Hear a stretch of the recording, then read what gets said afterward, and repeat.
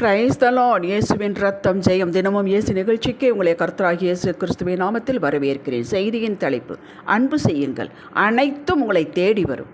ஆதார வசனம் யோவான் 14:21.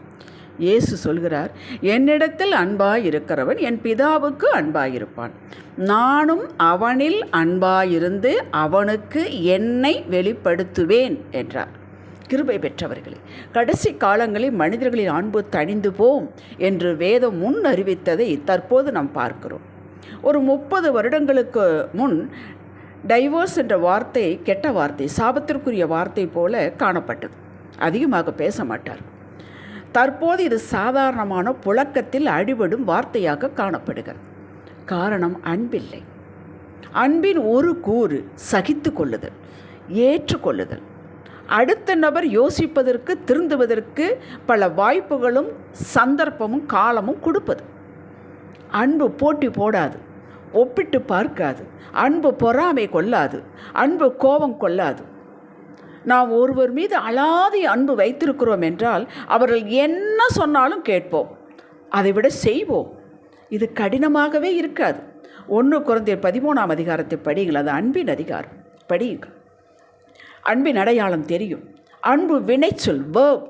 செய்தல், கொடுத்தல், காத்திருக்குதல், நடத்துதல், விசாரித்தல். வாயிலேயே பேசிக்கொண்டு இருப்பது அல்ல அன்பு. ஏன் கிறிஸ்துவர்களிடமே அன்பு ஒரு குறுகிய வட்டத்திற்குள் வந்துவிட்டது. நமது அன்பின் எல்லையை விசாலமாக்குவதே நாம் தேவனை நேசிப்பதாகும். எப்போ பார்த்தாலும் எனக்கு எனக்கு நான், என் குடும்பம், என் பிள்ளை, எனக்கு சிந்தித்து கொண்டிருப்பதிலிருந்து சற்று வெளியே வாருங்கள்.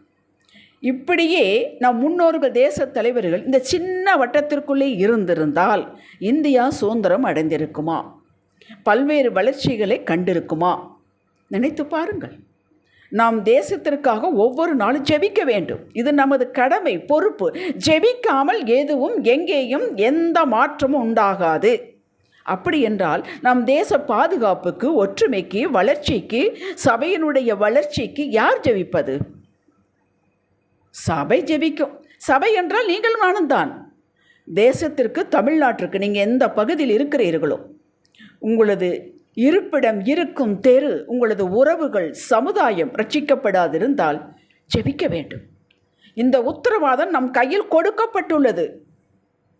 உங்களுக்கும் உங்கள் பிள்ளைகளுக்கும் ஜெபிக்க நேரம் இல்லாவிட்டாலும் பரவாயில்லை.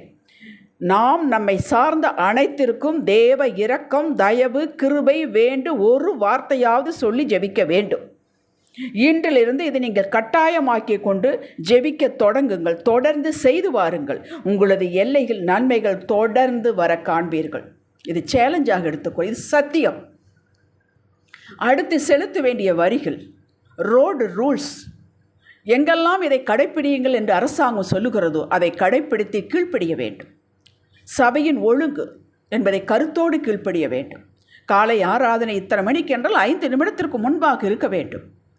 நீங்கள் வேலை செய்யும் ஸ்தலத்தில் உங்கள் மேல் அதிகாரி, பாஸ் உங்களுக்கு பிடிக்காமல் இருக்கலாம்.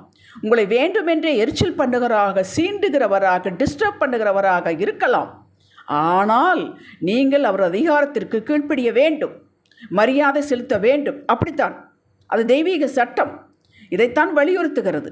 இதை நீங்கள் தவறாமல், இது எனது கடமை என்று மனப்பூர்வமாக செய்வதே தேவனிடம் அன்பு செலுத்துவதாகும். நமக்கு கம்ஃபர்டபுளாக இருக்கிறத மட்டும் செய்வதில்லைங்க, நமக்கு அன்கம்ஃபர்டபுளாக இருக்கிறதை மனப்பூர்வத்தோடு செய்கிறது தான் ஆண்டவர் எதிர்பார்க்கிறார். விதைக்கு உவமையை நீங்கள் படித்திருப்பீர்கள். அது வசனத்தின் மேன்மையை காட்டுகிறது. அதன் உட்பொருள் என்ன? நீங்களும் நானும் இருதயத்தில் வசனத்தை விதைத்து, கட்டளையை விதைத்து, கற்பனைகளை விதைத்து அதன்படி செய்ய வேண்டும். எப்படி? இரக்கம் காட்ட வேண்டும். இரக்கம் பெற அவர்களுக்கு தகுதி இல்லாவிட்டாலும் இரக்கம் செய்ய வேண்டும். நாம் தேவனிடம் இரக்கம் பெற்றிருக்கிறோமே, நமக்கு என்ன தகுதி? எந்த தகுதியை பார்த்து நம்மளுக்கு இரக்கம் செய்தார்? ஏழைகளுக்கு இறங்க வேண்டும். உங்களால் முடிந்ததை செய்யுங்கள். வேதத்தின்படி தசமபாகம் செலுத்துதல், காணிக்கை செலுத்துதல், மனப்பூர்வமாக செலுத்துதல், மற்றவர்களை, தேவையில் இருப்பவர்களை விசாரித்தல், உங்களால் முடிந்த உதவியை முறுமுறுக்காமல் செய்வது, பிள்ளைகளை கர்த்தருக்குள் வளர்ப்பது, தேவனை தேடுவதில் கருத்தாயிருப்பது, உங்களுக்கு கொடுக்கப்பட்ட வேலை உண்மையும் உத்தமமாக இருப்பது, சோம்பேறித்தனத்தை உதறிவிட்டு சுறுசுறுப்பாய் செயல்படுவது, அவரவர் தம் தம் சொந்த குடும்பத்தை நேர்மையாய் தெய்வ பயத்தோடு நடத்துவது, இவைகள்தான் தேவனுடன் நாம் அன்பாய் இருக்கிறோம் என்பது அடையாளம். நாம் செய்ய வேண்டியதிலே, கடைப்பிடிக்க வேண்டியதிலே, நடக்க வேண்டியதிலே கருத்தாயிருந்தால் கர்த்தர் தம்மை நமக்குள்ளே தம்மை வெளிப்படுத்துவார். மேற்கண்ட காரியங்கள் இன்னும் மேன்மையாய் செய்ய பலன், ஞானம், சந்தர்ப்பங்கள் தந்து நமது உள்ளே சுற்றி இருக்க நம்முடைய உள்ளான மனிதனுடைய மகிமையை வெளி உலகத்திற்கு காட்டுவார். இவர் எப்படிப்பட்டவர் என்பதை பாருங்கள் என்று காட்டுவார். என் பிள்ளை எப்படிப்பட்டது என்று பாருங்கள் காட்டுவார். தடைப்பட்ட காரியங்களை அவர் கையில் எடுத்து வாய்க்க செய்வார். நாம் நினைத்ததற்கும் வேண்டுவதற்கும் மேலாக செய்து அற்புதங்களை செய்து நம் தலையை உயர்த்தி நமது எல்லையில் நம்மில் தன்னை வெளிப்படுத்துவார். நமக்கு உள்ளே தன்னை வெளிப்படுத்துவார், நமது எல்லையில் வெளிப்படுத்துவார். எல்லாமே வெளி உலகத்திற்கு தெரியும். இதோ இந்த நபரில், இந்த குடும்பத்தில், இந்த சபையில் நான் மகிழ்கிறேன், பிரியமாக இருக்கிறேன் என்பதை காரியங்கள் செய்து வெளிப்படுத்துவார். அன்பு என்பது செயல்படுவது. அடுத்து மேன்மையானது நம்மை கொண்டு, நம் மூலமாக அவர் தேசத்திற்கு, அவரவர் சார்ந்திருக்கும் சமுதாயத்திற்கு, சபைக்கு, ஏன் நம்மேல் பொறாமை கொண்டவர்கள், வெறுத்தவர்களை கூட, அவர்களுக்கு கூட நம் மூலமாக நன்மைகள் செய்து தேவன் வெளிப்படுவார். எப்படி என்றால், கரடு முரடாக எல்லாவற்றுக்கும் ஒரு அவசரம். இப்படி இந்த பேதுருவை உள்ளாக மாற்றினார். அவனது எல்லையை ஸ்தம்பிக்கத்தக்கபடி ஆசீர்வதித்து அப்படியே விட்டு வந்தான். பேதுருவை கொண்டு 1000, 3000, 5000 என்று மக்களை ரட்சித்தார். சாதனை ஒரு சாதாரண ஒரு மீன் பிடிக்கிறவனை கொண்டு உலகத்தை கலக்கினார்.